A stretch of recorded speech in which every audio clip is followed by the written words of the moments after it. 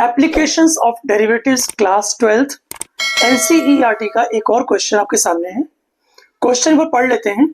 A water tank has the shape of an inverted right circular cone with its axis vertical and vertex lower most. ध्यान से एक word ध्यान से पढ़ो। Vertex कहाँ है? लोअर मोस्ट है।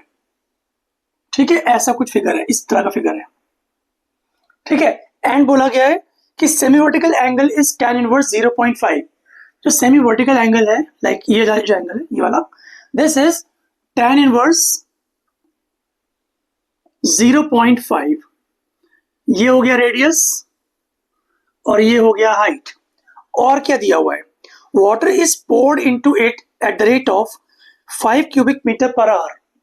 वाटर पोर कैसे कर रहे हैं? 5 क्यूबिक मीटर पर आवर, मतलब आपको दिया है ये dv upon dt। dv upon dt आपको दिया हुआ है।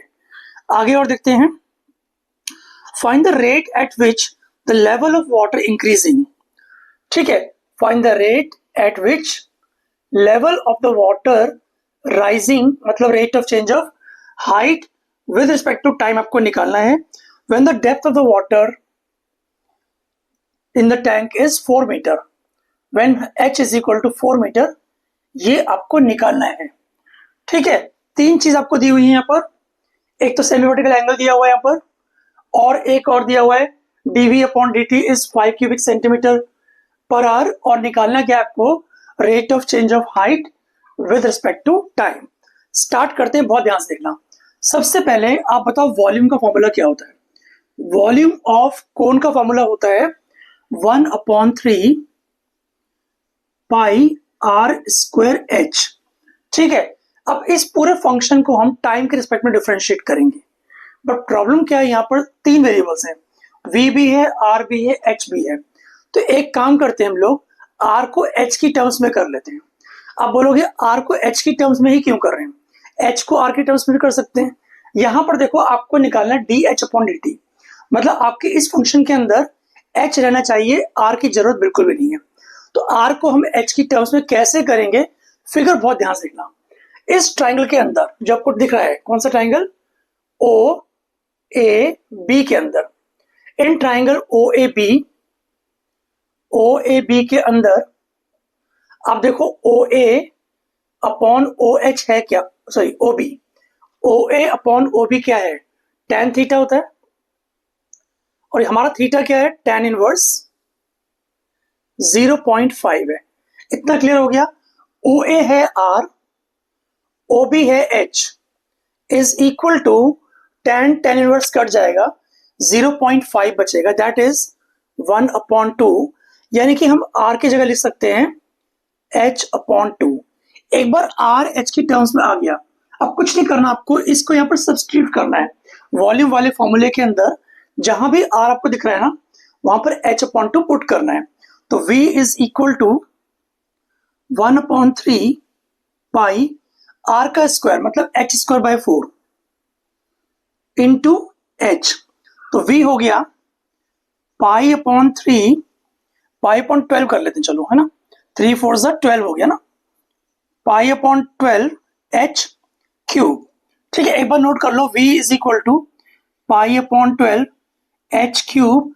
अब डिफरेंशिएट करेंगे v वाले फंक्शन को टाइम के रिस्पेक्ट में। तो यहां आएगा dv upon dt is equal to पाई/12 h क्यूब का डेरिवेटिव 3h स्क्वायर। क्योंकि हम लोग टाइम के रिस्पेक्ट में डिफरेंशिएट कर रहे हैं, तो h की जगह h का भी डेरिवेटिव आएगा। This is derivative function of function, तो ये आ जाएगा dh अपॉन dt।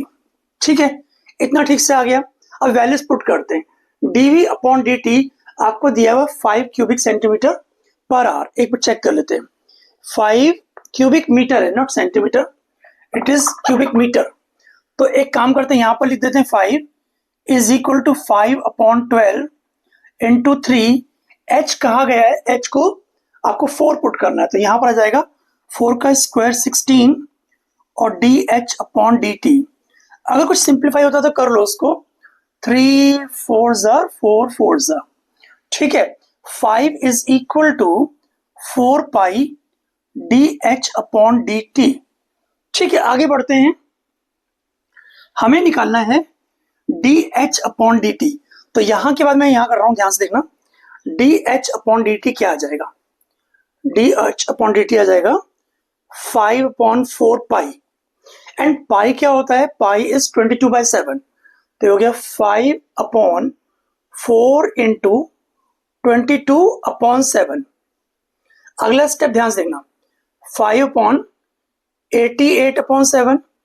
इसके बाद 5 इंटू 7/88। तो ये हो गया 35/88। इतना छोड़ना नहीं है, मार्क्स कट जाएंगे। पूछा क्या है? Find the rate of change of height with respect to time. तो हाइट होगी मीटर में और टाइम होगा आवर्स में। यानी आंसर क्या आया? 35/88 मीटर पर आवर। इस क्वेश्चन में आपको किसी भी स्टेप में डाउट हो तो आप कमेंट सेक्शन में मुझसे पूछ सकते हैं, मैं आपको पक्का रिप्लाई करूंगा। Thanks for watching, bye.